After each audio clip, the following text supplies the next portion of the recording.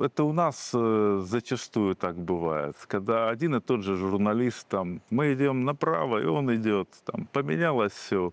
Журналист, пропагандист говорит, Колеблется только с линии партии. только с линии партии. А у Да. них не так, у них смена курса, смена политиков. Ну да. Как только поменяется курс с антироссийского на Дружбу с на Россией. дружбу с Россией, всех их зачистят, и они держатся, За рейтинг последнее, падает, да, они последнее, да, едут в этом поезде да, антироссийском. да. Олег Анатольевич, нужны ли нам вот эти европереговорщики?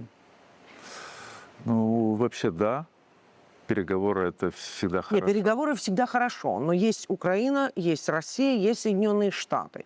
Вот европейцы, они же настаивают на том, что при этом они сказали, что до сих пор, забыв вообще про стамбульские договоренности, про нормандский формат, про Минские соглашения, как будто этого ничего не было, где они участвовали просто с головой. Сейчас Мерц говорит, да мы, собственно, и никогда ни в чем не... Ну, во-первых, у меня нет большого оптимизма по поводу переговоров. Так. Было бы желание проводить переговоры, не выделяли бы деньги, не финансировали, не создавались совместные предприятия по производству оружия, не накачивали бы Украину деньгами и все остальное. А это все идет полным ходом, при этом говорится про переговоры. Что касается переговорщиков. Естественно, хотелось бы, чтобы это были действующие политики. Тут и так вопросы очень сложные. Если это бывшие политики, при всем их умении, опытом и все остальное, все равно действующие политики есть действующие политики. Они могут принимать решения, они могут обеспечивать хоть в какой-то мере свои решения. Гарантировать какие-то да. переговорные. Ну и в-третьих, я не знаю, что с переговорами, да. Да, что значит переговоры, нужно ли проводить или нет, и нужна ли Европа в переговорах? Да. Для такой опытной команды, как у нас в МИДе, лучше, конечно, когда переговорщиков много, и всегда можно с кем-то договориться. Это лучше, когда много переговорщиков. Лучше, чем больше... Когда много переговорных сторон. Конечно, Хорошо. Для опытных переговорщиков. Да. А я считаю, что у нас опытные переговорщики. Вот. Другое дело, что надежды, конечно же, на особые переговоры сейчас нет.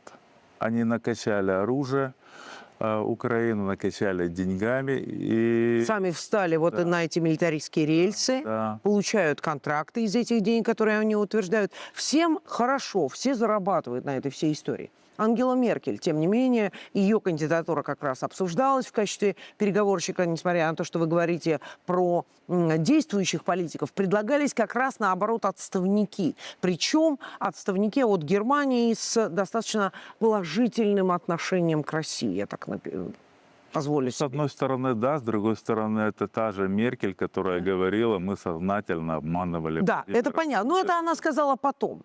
А сейчас она говорит, давайте, ребята, недооценивать... Не недооценивать. Не недооценивайте Путина. Что она имеет в виду? Ну, что это за посыл такой? Знаете, мы настолько часто чертили красные линии, настолько часто грозили, что сделать так-то, если они сделают так-то, и мы все время отступали, что на Западе где-то сложилась такая точка зрения, что Россия даже в самой сложной ситуации не применит ядерное оружие. Несмотря на всю сложность ситуации на фронте, в общем-то, Зеленский идет на эскалацию. Да? А для чего? Сейчас ведь уже и американцы, и европейские партнеры все-таки настаивают на переговорах. Он продолжает эскалировать. Для чего? Просто чтобы поднять ставки перед переговорами? Слушайте, ему насыпали денег столько, сколько не было никогда на Украине. У него обычный бюджет был военный бюджет, обычная западная помощь от Запада во времена Байдена, и вот этот срок, который был сейчас при Трампе, это было порядка 40 миллиардов долларов. В этом году он получит 71. 71, причем не Абрамсы, которые тяжеленные, которые увязли в украинском черноземе, а это будут беспилотники, это будут ракеты, это будет то, что будет бить по нашим тылам и будет работать на фронте. Они рассчитывают на то, что если они не рискнули сейчас во время конфликта с Ираном, что они собирались принимать последний пакет санкций с фактически полным эмбарго на поставку нефтепродуктов из России. Сейчас они не решились, но они в любой момент могут это сделать. Вот это все вместе, они считают, что вот у них появились какие-то шансы двинуться вперед и потом разговаривать с Россией с новой позиции.